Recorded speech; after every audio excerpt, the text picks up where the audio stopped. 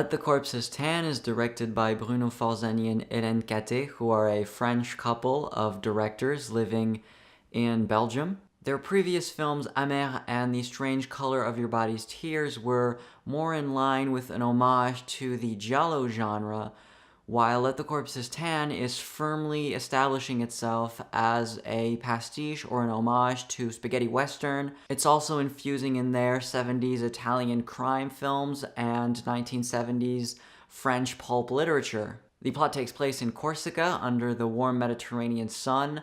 An old writer who's not really in vogue anymore has sort of fled the mainland to live out this decadent bohemian lifestyle in this abandoned village, and he's letting these guys that he doesn't really know crash in a place that doesn't really belong to him anyway. He's essentially squatting. And these guys are criminals. They commit a heist and steal a shit ton of gold. During that day, or later on that day, a couple of cops stumble across that place. One of them gets immediately shot while the other manages to hide, and the rest of the film is essentially built around this prolonged shootout sequence. So the plot is very thin, and the film essentially lives and dies by its stylization, and it'll live or die depending on which way you fall. So yes, the film is hyper-stylized in its imagery. First of all, it is evoking all the classic spaghetti westerns of the 70s, particularly Leone. It even utilizes a lot of music from the 1970s, particularly Morricone. But in its editing and its pacing, it's actually hyper-modern. It goes to this almost abstract, hyper-kinetic, music video level amount of quick cuts, and in a way that I feel actually deteriorates its spaghetti western roots. What Leone is an absolute master in, and this is something that actually Quentin Tarantino is very good at emulating, is this sort of operatic, prolonged dilution of time, and then this quick, super outburst of violence. And in Let the Corpses Tan, it's as if the directors Forzani and Cattet have taken that split second of outburst and decided to construct their entire film upon this method. It makes the film a little confusing. Not that what's going on is actually confusing, it's just that it's sort of hard to follow who's what and where.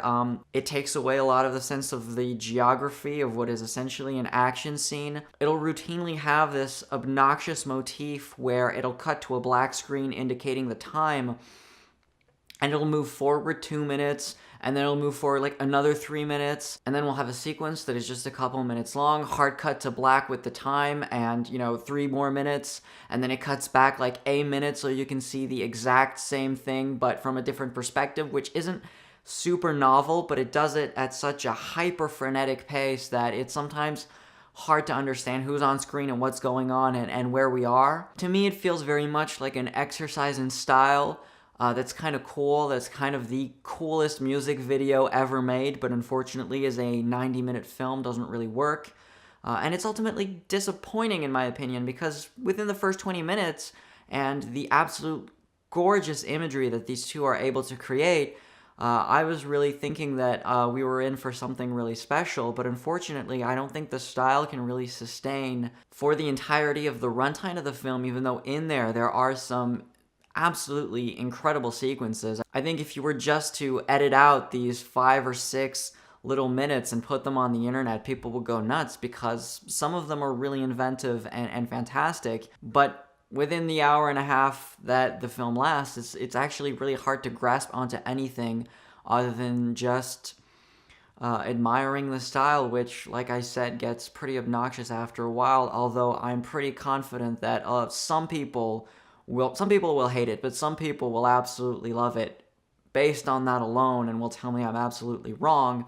But as a whole, I feel that this homage really isn't an homage so much as this fetishistic mashup in which the directors fail to infuse any of their own sensibilities and any of their own personality, and leaves a film that is gorgeous but kind of empty, and left me as a spectator really feeling empty coming out of the screening. So as always, thanks very much for watching the video. I just want to thank you guys for subscribing, and getting the channel to surpass the 300 subscriber mark, so thanks very much for that.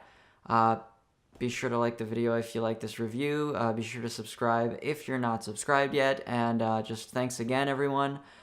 And yeah, this channel hasn't been too active in the last couple weeks. Finishing my thesis and the likes, which is basically finished, so that's great. And yeah, I'm gonna upload a lot more in the next couple of months. There's also going to be more interesting films coming out. I felt September was really, really, really weak. Would have been interested in The Predator, but the word of mouth was so bad that it just really kind of put me off, and I figured I'm better off just working instead of wasting time watching some shit action film that nobody likes. And yeah, so thank you very much, and I'll see you soon.